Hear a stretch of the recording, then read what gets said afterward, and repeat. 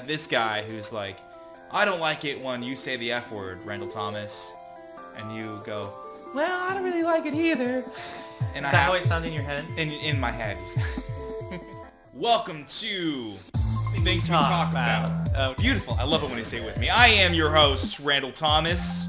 And I am Lazarus Kane. I'm back again. And we're here to talk today a little bit about... Wait. What are we talking about today? A bit slow. We're talking about a lot of things. We are talking about the use of fear to control large populations, the tools that are done that way, but mostly the Confederate flag. Okay. Now, this is a really interesting subject. It's an awesome subject. It's a little bit dated because that happened, was it a couple years ago? Have you been to Walmart lately? It's still happening. No. No, I haven't. That's surprising. You seem like a big Walmart guy. Fuck you, dude. God, See, I can shoot it back to you, too. Yeah, well, I can't argue with that. I am not a Walmart guy. I am a grocery store guy. Okay. And in fact, I buy my non-grocery goods at grocery stores and pay a 45% premium. markup. Yeah. Yeah. All right, so tell me about your weapons of mass terror. Weapons of mass terror. And so like, where this comes from is a lot of people think that, like, the Confederate flag, what we call the stars and bars, right? What we call the Confederate flag is the Confederate flag, which is understandable because we call it the Confederate flag. Right. But the fact is that it's a Confederate flag.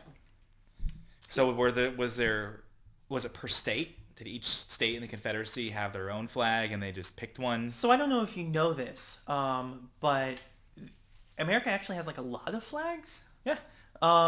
Like to the point where like individual regiments have their own flag. Individual regiments, what is... In like the army. Okay. Individual like divisions. Sure, the army. And Okay. things like that. Have their own flag. And that's important in like, because, compatriotism and what? It got real dark. Got real dark real quick. Those clouds will fuck you up, man. Dark! By the way, it's wintertime and sunny. Oh, yeah. I'm wearing the shortest shorts I have in the state of Florida. Nice. So anyway, so the point is that there are lots of flags, and the flag that the stars and bars, Yeah. we call it Confederate flag, is actually a flag, a specific part of the Confederate Navy. Okay. Whereas the flag of the Confederacy would be, let's see, 1861. There are a couple flags of the main Confederacy, but as of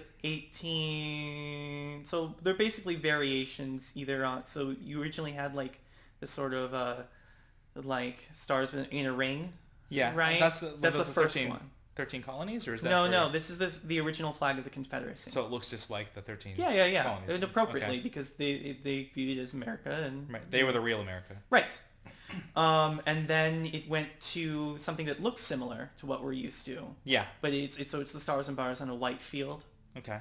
And then it's the third and final one is the stars and bars on a white field with a red stripe. Right. Right. But let's see.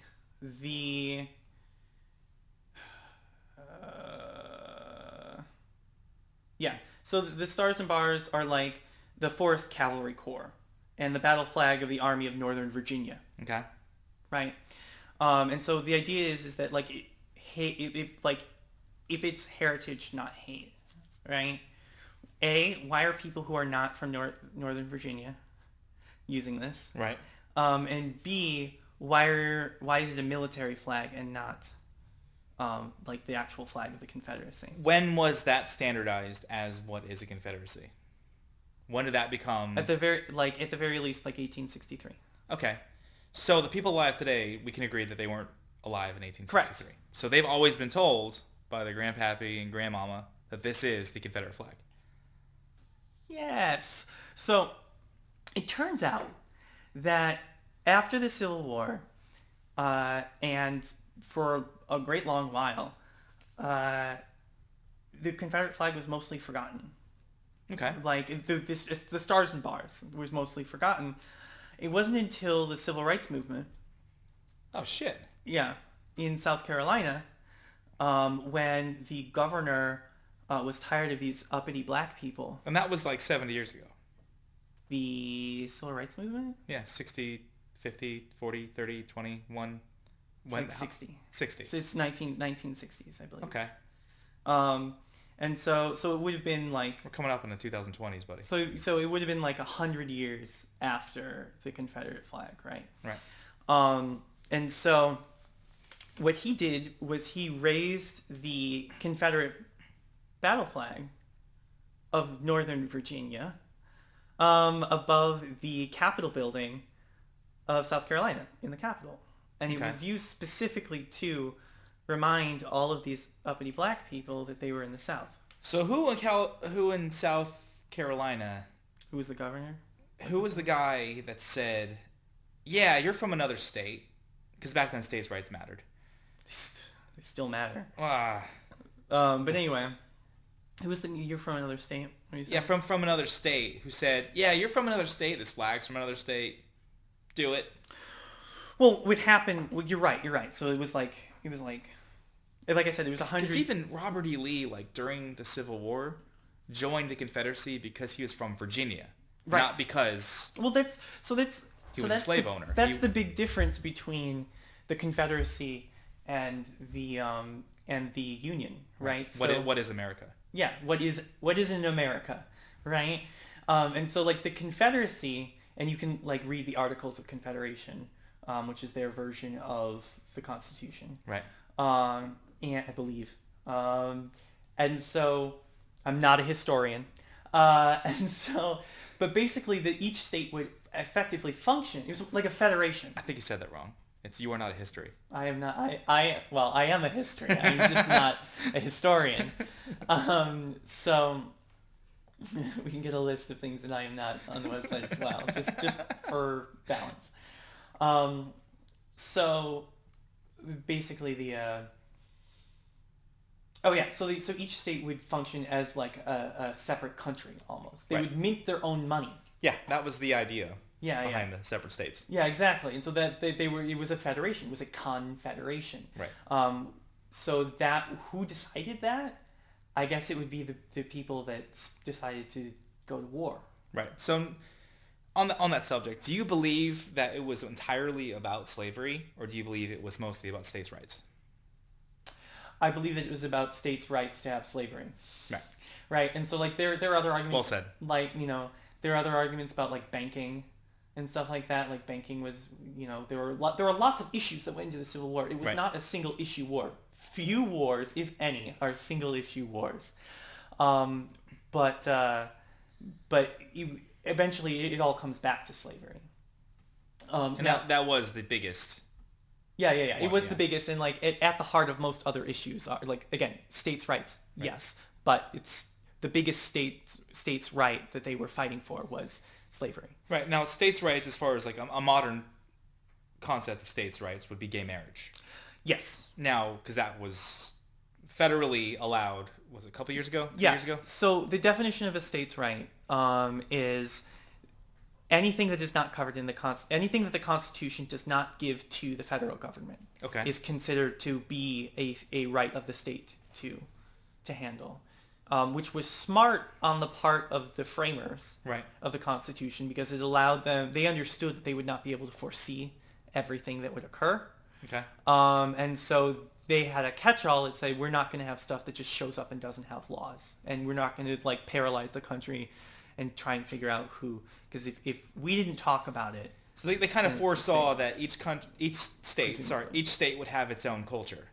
And in that culture, different rules will apply within that culture. I think that's reasonable. That makes sense. We may be giving them the benefit of the doubt. They may have gotten real lucky with the way they put it together. Okay. But they were smart people. Yeah, they were smart people. A lot of them were younger than us. Can you imagine? Yes. In your 20... Well, you could imagine. I like could 22. Not. I could not imagine. At 22, I was traveling in a band. I worked at a grocery store and played video games. You were not breaking gowns on it. Doing nothing productive. You are not bringing forth upon a new continent, one nation. Though I wonder if, with my personality, and obviously yours, but at 22 years old, when you were 20, not the way you are now looking back, but when you were 22 years old and someone was like saying, hey, let's do this insane thing that no one's ever heard of before that is rebellious to everything we've ever believed. To the emperor of the world. Essentially. But given your background, you kind of did that, and you helped turn over the federal allowance of gay marriage. Yeah. Well, the Supreme Court helped. Yes. A lot. But no, I was there for it. Like Right. I wasn't like developing an entirely new set of laws, and I won't suggest that what they did was original, because obviously they drew from like philosophers and stuff like that. But it's not comparable. Is there a flag? The rainbow was taken and made as like the flag for homosexuals, right? Yeah. What if you're a gay woman and you don't like rainbows? What do you do? Do you just put it up anyways? I don't know if lesbians have a flag. I always figured it was kind of all under the same LGBTQ plus. So there is that general, the umbrella flag, Right. you know? And that's kind of what I'm looking at, because like you said, to compare it to the Civil War, is that they had lots of flags. Yeah. And then it became this one way over here. Yeah. And so, but like bisexuals have a flag, and asexuals have a flag, and like pansexuals have a flag, and there's lots of flags. Those are flags. Yeah. But no, it's less like that, and it's more like if you had, so you watched Futurama, right? That's a pretty big assumption. No. I've Really? seen two episodes and thought, wow, this is just like The Simpsons. Okay. I'll pass. So like, so Futurama it's 1,000 years in the future, right?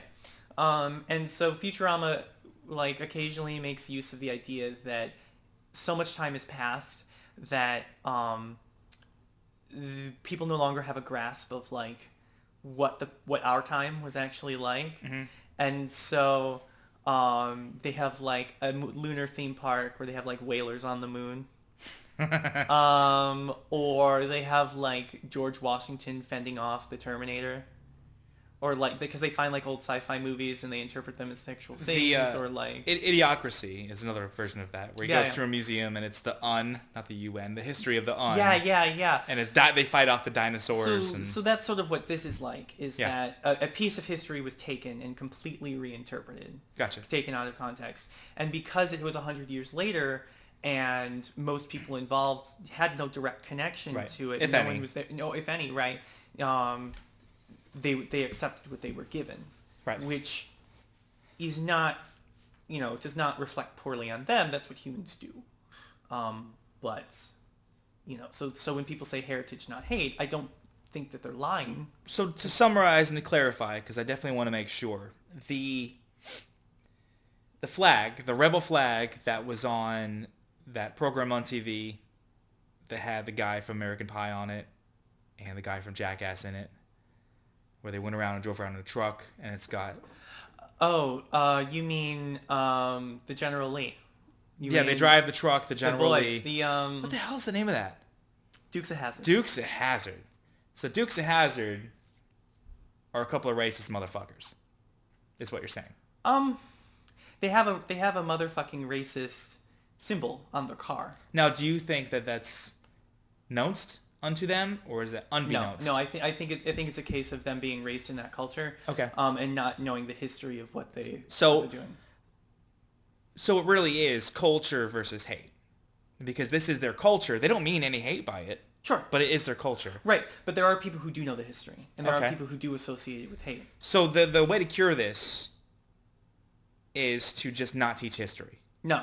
Because if we don't teach history, then they won't know that it's racist, because they don't know it's racist. Right. But the way 'Cause the only people being offended are the people in the know. that's not true at all. So who else is being offended? Because I didn't know it was racist. There are. So it should offend your sensibilities, but I don't know about like being offended. Right? You're saying your is the general your, Yeah, because my yeah, like- sensibilities are immune to offense. And also I don't care about them. So it's sort of like taking a message and making it more common in society, Okay. right? And so if you have a symbol that is racism, that is used as a weapon of terror, Was. as a What? racist, is Still? used, yes. Yeah. Okay. is still used as, it's like, it's not above, it was only just taken down from the South Carolina Capitol building like a year ago or two. So, and but it is still very much like used that way, even if people don't realize, Right. like that, like sort of like these innocent people who I will say absolutely are innocent and absolutely believe it's heritage, that it, their ancestors fought in the Civil War on the side of the Confederacy, and like that's why they have it. Or even they didn't, and they just... First of right. all, when has that ever happened? Like that the losing side of a war is like, oh, I'm gonna hang on to like the symbology of the losing side. As far as actual history, I can't think. Video game history, I can see that. Well, like if there's like a continuing like even in video games, like it's usually there's like a simmering rebel faction. Yeah. Right, you know what I mean? That is an actual thing that's constantly fighting. There are freedom fighters and stuff like that. This is not really the case. Yeah, they're still not at war with us. Yeah, exactly. There are certainly like survivalist groups and extremist groups out We're in the not talking woods, about extremists. but that's not what we're talking talking about the general about. population. Exactly. Right. Exactly. So you're telling me, because this is news to me, that the Confederate flag is not really the Confederate flag, and it wasn't made a Confederate flag until 1960 something. no, it was, so the stars and bars, Yes. right, are a Confederate flag. They are a flag that was used by part of the Confederacy. But people now use it's a simple word, but the Confederate flag. Correct. It is not. It is the Confederate flag. correct. It is a Confederate flag. And they share attributes, but they are not the same thing. Okay. Yeah. And so it's sort of like, but the Confederate flag is also used as like code. Like if you have a Confederate flag patch on your jeans or something like that, and someone else see, and you are super racist. Yeah. Or something like that, you know that person is probably going to be in line with your ideals. How long ago was that the case? It's still the case. It's still the case? Yeah. Because we live in the South, and I know people who are not a racist, who have Confederate flags. Okay, so yeah, ignorance is a thing. Well, that's exactly my point. Yeah, and that's fine. Like I'm not saying that like if you own a Confederate flag, you are racist. That's kind of what you said, though. If let's say you patch it onto your pants because you think it's really cool to be from the South. Right. You just said that this person is a racist. No. That we can roll back the tape, and that is not even a little bit of what I said. No, what I said is that it is used as like a code, like a symbol for races to identify each other. Right. I'm not saying that person is using it that way. What I'm saying is that the stars and bars. You pedant. The stars. Context. Stars and bars is a racist symbol. Period.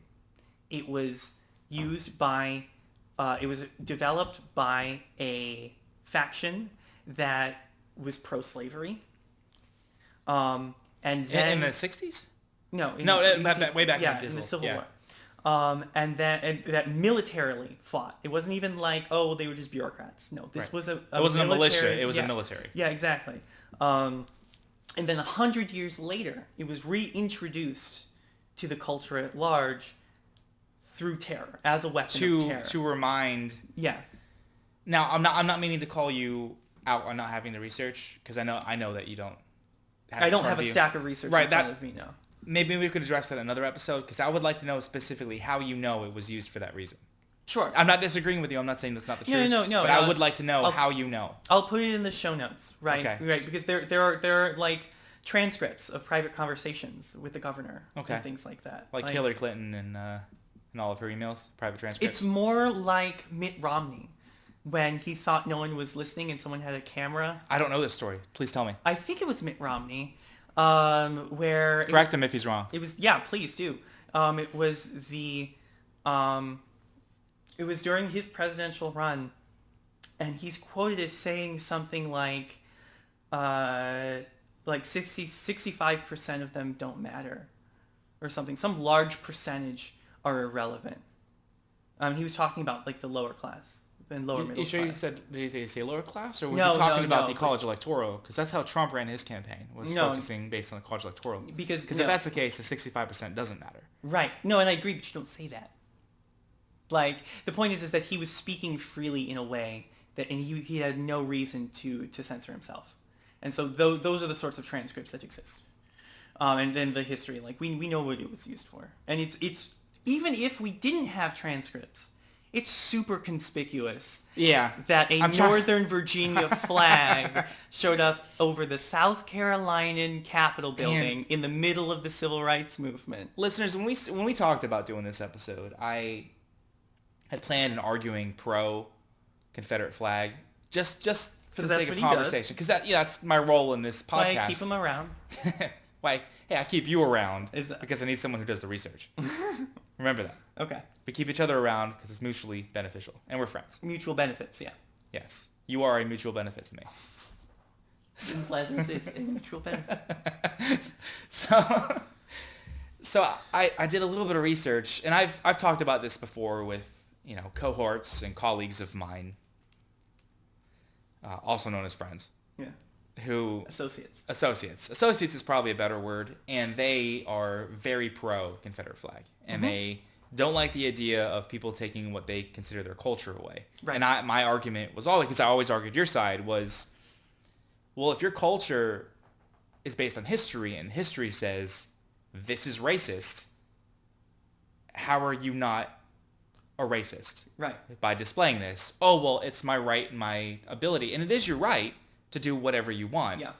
But understand that by doing that, it is racist. Well, correct me if I'm wrong, because I don't remember if this made it into the actual first episode that we have, but where we said you're allowed to have an opinion, but the Your second opinion that could be wrong. You're allowed to have an opinion, and you can say that it's not wrong, but the second that opinion leaves your mouth, You have to be okay with the criticism. yeah, exactly. Right. It does not make you immune to I think that criticism. was the actual first So episode. and that's what free speech means. Yeah. Is that while you're allowed to have an opinion, I'm allowed to have the opinion that your opinion is A good wrong. example, and to bring it back to episode 3, was when our president-elect, soon-to-be president, made fun of a disabled reporter, and it was his right to make fun of that person, Right. but right. it's not socially okay. Yeah, it's not okay, and we're allowed to say it's not okay, and we're allowed to make him feel bad. I don't think he did, but we're allowed to try and make him feel bad. To be 100%, and not to go on a tangent, I think he might be a little bit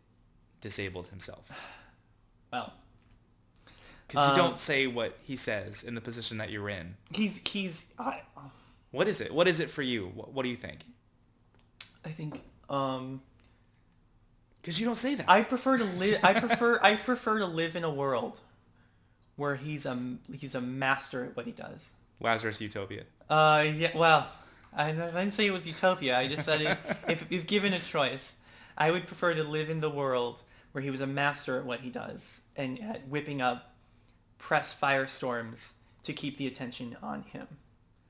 And so, I've seen the footage, and it does seem like a reflexive thing.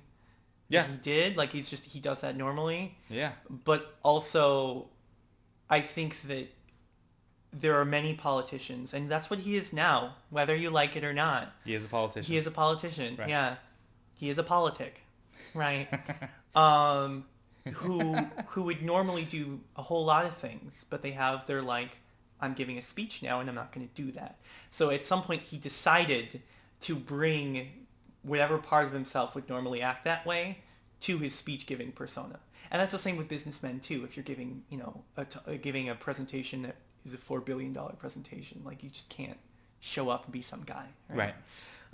So it wouldn't be foreign to him either. Yeah, sure. He's been playing a different form of politics for his entire life. Exactly. That is as high or higher stakes. However, the difference is that when you're playing the form of politics he was in before, the public eye was not as strongly on him. Sure, but you have far less people with far more ability to act upon you. Right, because you're dealing with a board of directors who are composed of 12 people. Right. Right. Do you think that should be changed? Like boards of directors? Yeah, 12 people? It depends on your bylaws and stuff like that. I don't have a problem with that. That's how you well, I'm just thinking one day when we take over the world with our podcasting and we have a board of directors of 12 people and we got this guy who's like, I don't like it when you say the F word, Randall Thomas, and you go, well, I don't really like it either. And is that how I sound in your head? In my head, you sound. Yeah. When I have my headphones on, you sound like that. Okay. So when you guys say that, do I say, well, fuck it, I won't say the F word anymore? That's entirely up to you. As board of directors, as the board of directors, like we can fire you, Oh, for not playing ball, right? okay. That's a Uh, nice little power. yeah, that's what directors do, right? The board's a director when you're on the board. Um, so whether or not you decide to comply with the will of the board is up to you, but it does not. But just because you can choose not to comply, it does not make you immune from the consequences. You know, same thing. So anyway, the point is that whether or not someone is racist, and I don't think that everyone who has a Confederate flag on their clothing or on their car or out front of their house is racist. Right. It is a racist symbol. Period. It was developed by a racist cause. Can you say objectively? Now, you have your opinions, and I may even agree with you, but can you pull yourself from those real quick and say Sure. maybe it was a racist symbol and has evolved into becoming just this thing that people do? And maybe it's not a racist symbol anymore? I would see I'd be down with that if it was not so thoroughly adopted by organizations like the KKK. Right. You know what I mean? Is that the fact if no racist hate group or anything like that like used this symbol, then I'd be like, okay, maybe we can start. Maybe in 50 years, Well, sure. But it's not. That's not the case. I don't necessarily agree with that concept, but a lot of racist hate groups also happen to be Christians. Sure. And so does that saying that all Christians, therefore, who display the cross are racist? No, it does not. It's like a lot of it has to do with it being a flag. Yeah. You know what I mean? So what if as a compromise, we just got rid of all flags? That's not that's Send that's a all those radical flags, cure. all these flags out of this country. We don't want those flags here Well, to if stay. no flag, no country. No flag, no... That's how that works. Interesting. Okay. It's an Eddie Izzard skit. It's a what? Eddie Izzard. He's a British. Oh man, I need to culture you. So he has this bit where the Spanish come over, or the British or whoever, and they're like, "Oh, check out this new country we have," and the Native Americans are there, and they're like, excuse me, we're here. We kind of live here," and he's like, "Oh, do you have a flag?" And they're like, no. He goes, "Sorry, no flag, no country." It's mine now. Yeah, essentially. Yeah. So. That'd be a good conversation to have sometime about what even happened to the Native Americans. Oh, we know, but yes, it would be a good conversation. Yes. Um, That's a very broad statement to say that we know, considering all the people that are listening. well, when I say we know, I mean we have access to the knowledge. Yeah, we have access to all knowledge with the internet, right or wrong. Yeah, more or less. There is knowledge to be accessed. Yeah, Einstein said the half of knowledge is knowing where to find it. Yeah, but then there's like, should I look this up or go play Xbox?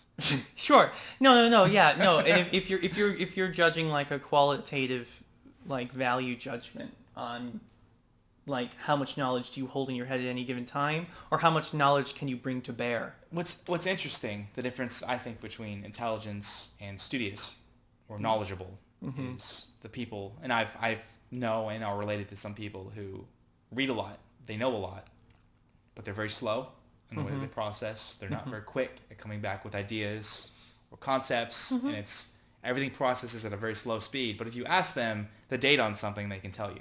Sure. But as far as like thinking, Employing it, like a good idea would be, how come there's not a lot of crime in Sweden? How are they able to do that? We're not. Would be a question asked by someone who's studious, because that's what statistics show. But then you explain, well, Sweden's full of Swedes, and the United States is full of Americans. It's full of Americans, Yeah. and we're very different people from each other. I mean, you and I, who are both white males around the same age, relatively similar background, more or less. Yeah. Contextually, and We haven't done the whole unpacking, but yeah, I'd go with that. yeah, for the most part, and we're two very different people.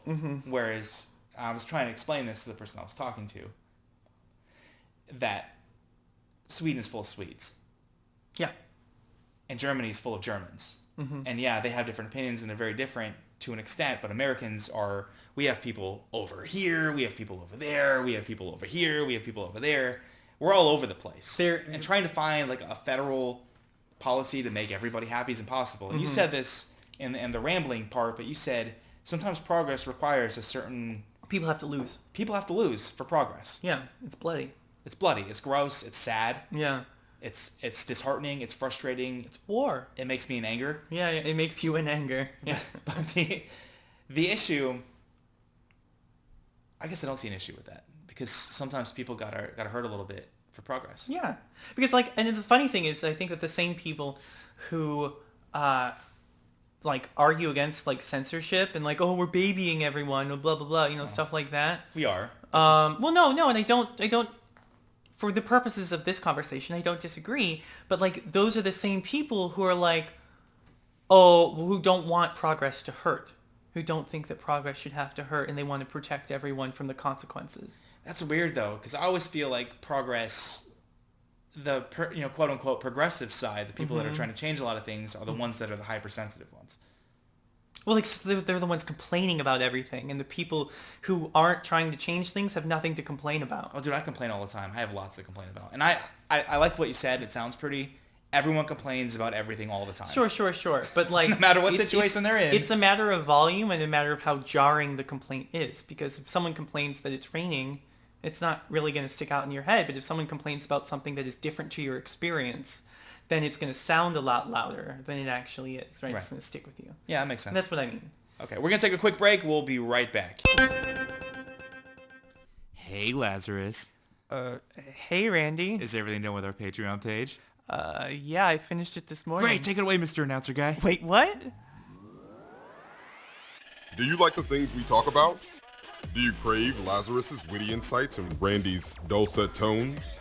Did you know that TWTA produces additional content besides the weekly episodes, like bonus content, update letters, and personal thank you notes? Did you know you could get these benefits and more by becoming a Patreon at www.patreon.com/TWTA? Lazarus made sure to find a process simple enough for Randy to use. Hey. So we know you can too. Fans pledge $1, $3, $5, or more a month. The amount you choose will determine your Patreon tier, which will determine what sweet, tier-exclusive benefits you'll receive. Together, these patron pledges not only allow you, the fans, to increase your participation, but also give Lazarus and Randy increased ability to create more and better content. Each goal achieved will unlock things like new kinds of content, one-time host challenges, additional weekly updates, and one step closer to having conversations that matter full time. TWTA's Patreon page also features an all-post feed, where you, the fans, can get in on the conversations, post fan art, get to know the community, and leave comments for your intrepid host.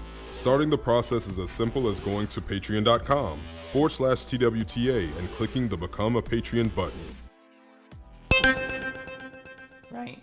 So, speaking of evil, Yeah. speaking of Confederate flag, speaking of racist without knowing that you're racist, Yeah.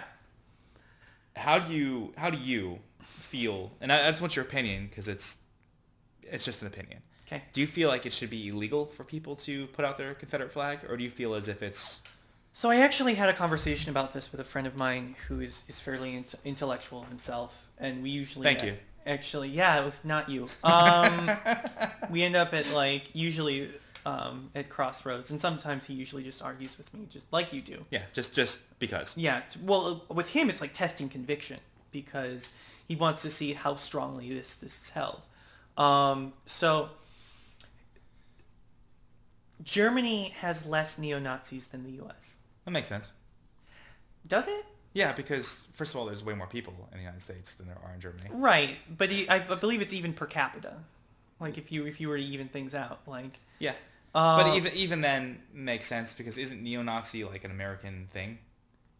Nazis were German, but the neo-Nazi was... I don't know. Developed I don't in have America. that answer, but like there are neo-Nazis in Germany. There are, but like selling of Nazi paraphernalia is illegal. Well, in Germany, Yeah, but not in the States. not in the States. No. No. And that goes to, because I have an uncle who is a World War II buff, Yeah. highly educated man, probably not a racist, definitely not a neo-Nazi, but he has a lot of World War II memorabilia, including Nazi stuff. So if he has a Nazi flag from 1943, he would put that in his basement, and he Different. would frame it, and it would be something we talk Different, about. yeah. It's different than a neoprene flag you bought at Walmart. You know, you can't Gotcha. buy Nazi flags at Walmart, but you know what I mean. Well, you're comparing it to The internet wall, you know, Yeah. wherever neo-Nazis go to buy their flags. right. So it's different. But do you feel like that should be illegal? Because it's different between illegal and taking Immoral. a stand against. Yeah, exactly. So my answer is yes, but only because it has worked so well in Germany.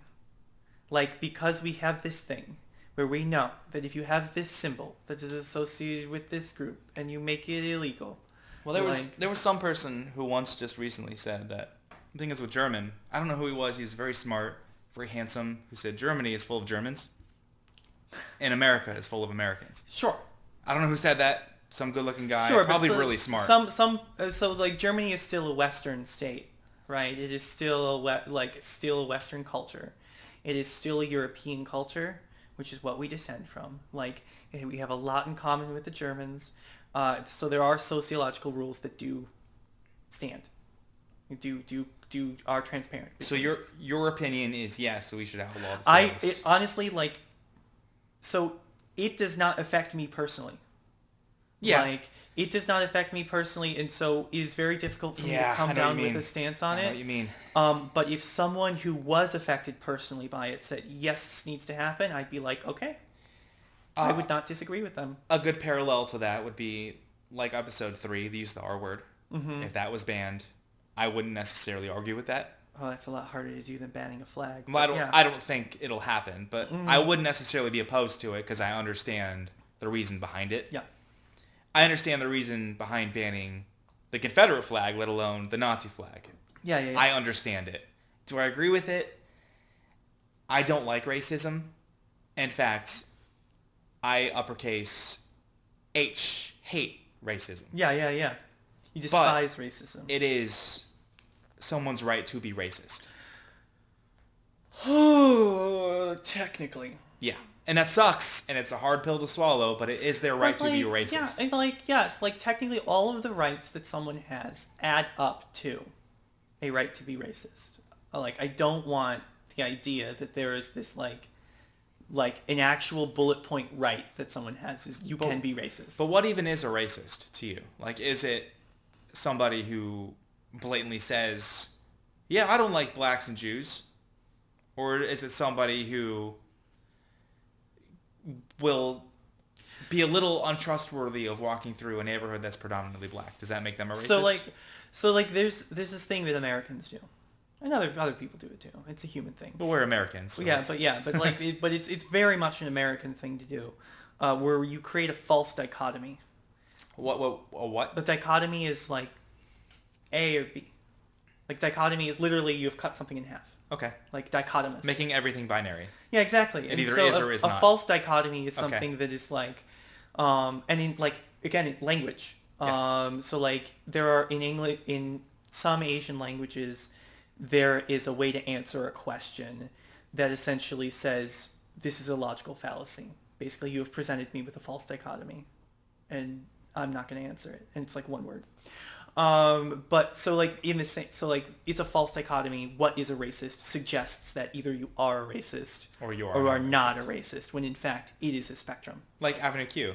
Everyone's a little bit racist. Have you ever seen that play? Yeah, I have. Okay. I haven't seen it, but I have heard the soundtrack. Okay.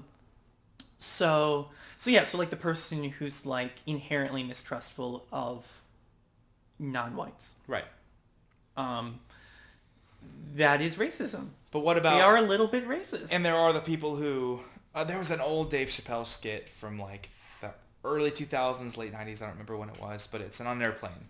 And it's got this generic ethnic group talking, and they look in front of them, and they go, oh, not those people. And then it flips to them. It's another generic ethnic group. Mm-hmm. And they're talking... and go, oh, not these people. And then it flips to another generic ethnic group and says, oh, well, not these people. And in front of them is Dave Chappelle. Yeah. But it's that I feel is correct, because a lot of times we say white nationalism, it's white people, white people, white people, white people. White people are racist, but racism and nationalism exist across the board. If we go back to Malcolm X, that's a good example, who was a black nationalist. Yeah. Who openly said segregation should exist because I don't want black people mixing with white people because black people are better. He later recanted that, by the way. He did, before he died. So the thing is that, so I don't know the word for it, but, which is rare, but, so racism describes a system that discriminates, marginalizes, oppresses, whatever word you want to use, Okay. a minority based on race, Right. like a racial minority. That seems obvious, right?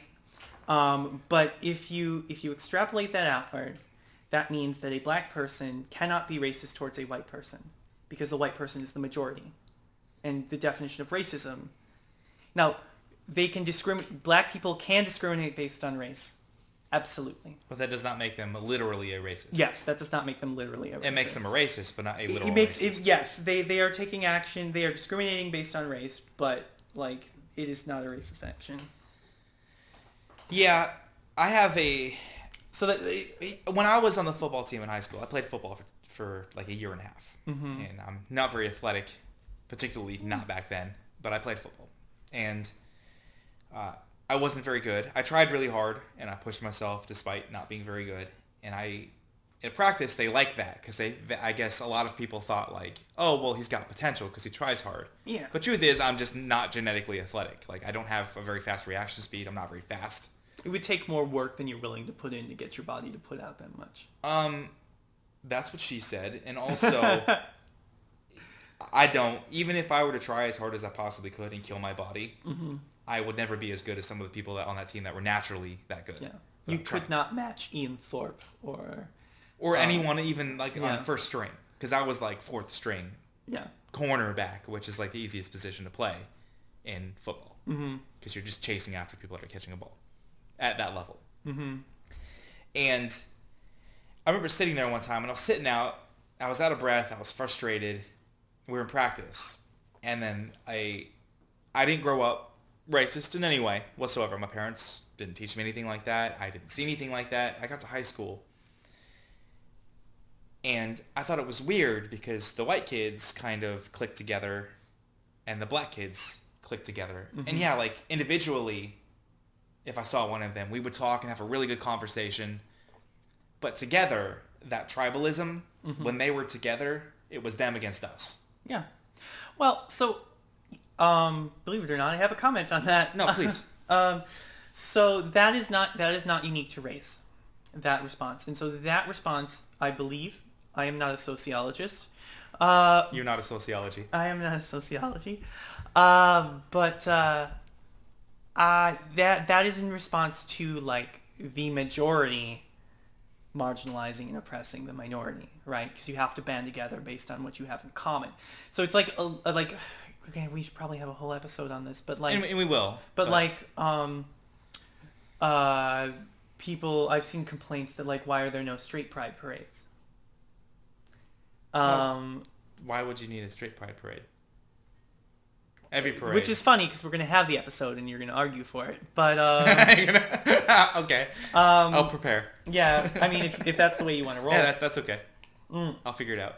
So, but the answer is because pride parades occurred based on the oppression that community was facing. And you got to keep in mind the level of minority that is a homosex or a bisex. An LGBTQ+. Q+. And that was a very small group 20 years ago. Well, it was, comparatively to the way it is now. Visibility. It's probably relatively the same size, certainly in proportion. It's just they were not as vocal and they were not as free to come out. Yeah, I have this memory, man. You know how like we have like those shame blankets you want to wear when you said or did something stupid when you were younger? Because you have shame blankets. Sure. Yeah, I have a lot of shame blankets.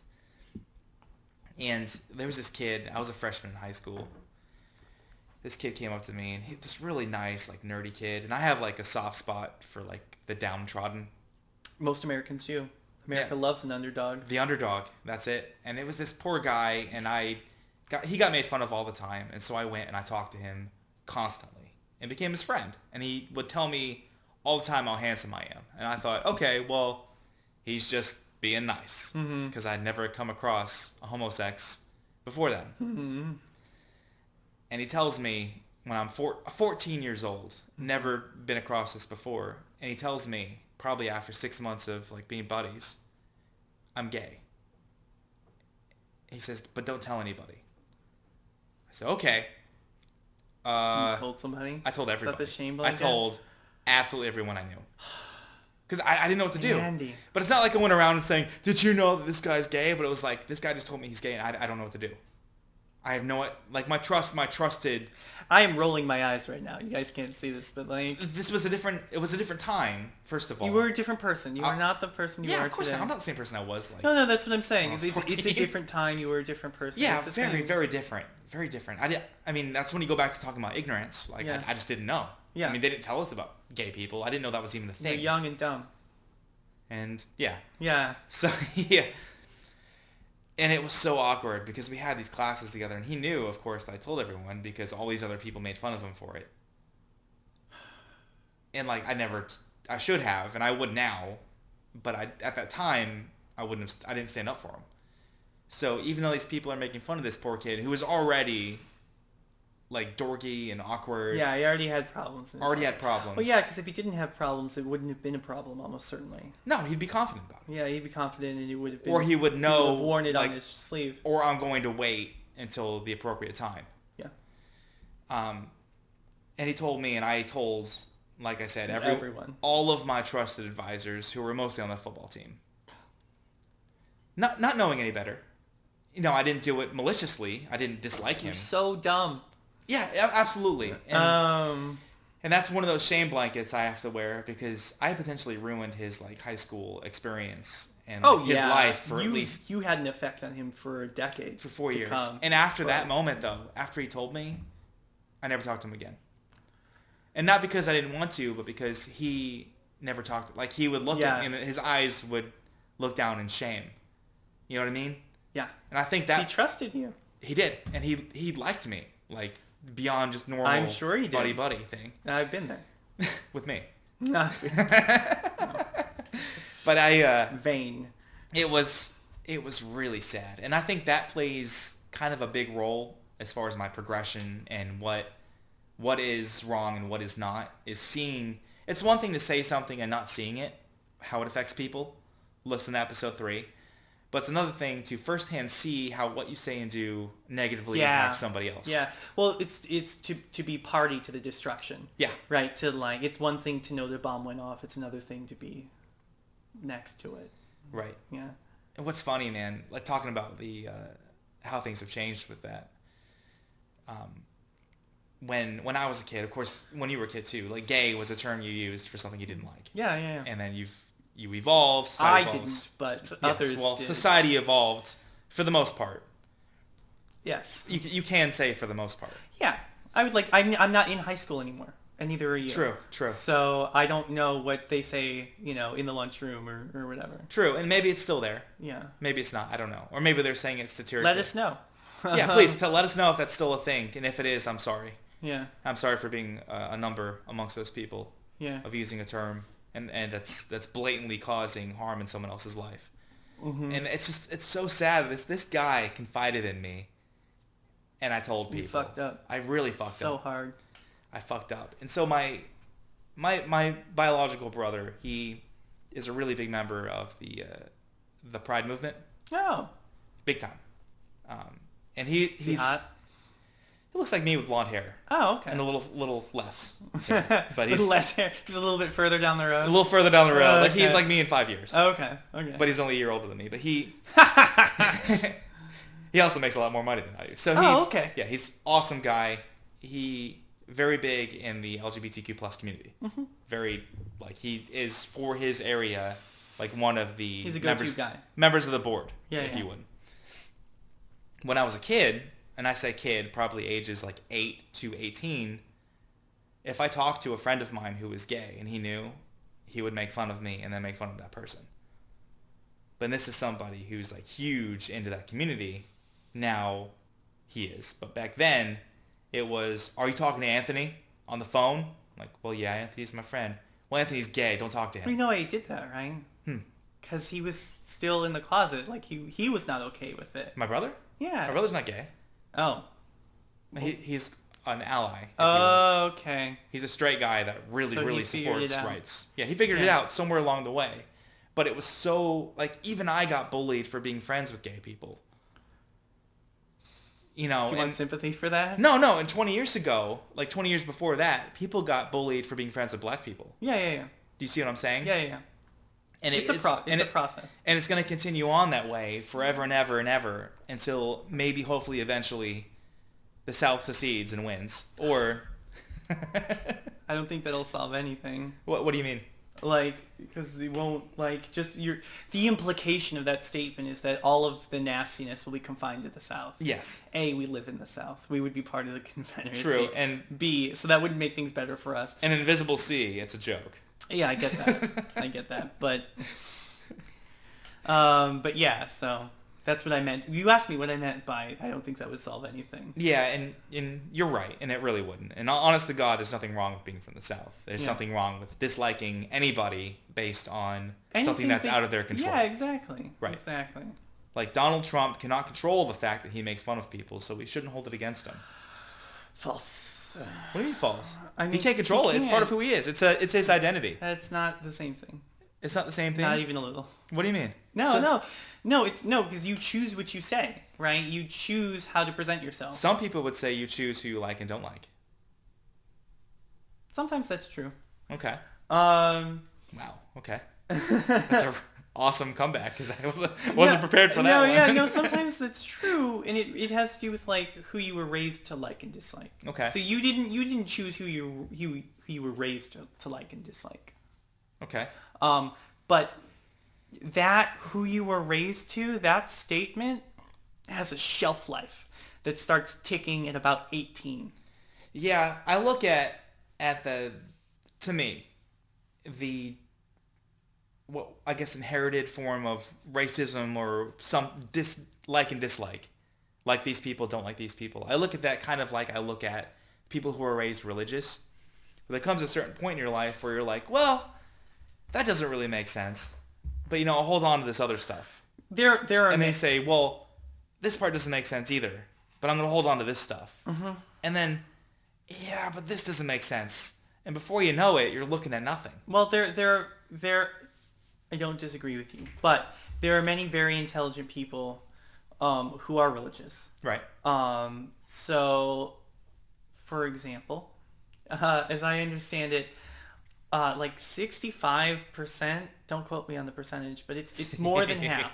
Okay. It's more than half. The majority. 65% of like mathematicians. Of Mathematics. Like theoretical mathematicians are deists. Oh. Yeah, so they believe in God in some way or the other. Right. Interesting. Yeah. And so you think if anyone would be all atheists all the time, I would think so. Theoretical mathematicians. Right. But their response is it's all too perfect. Like they understand mathematics on a different plane, like on a different level Yeah, I than got we you. do.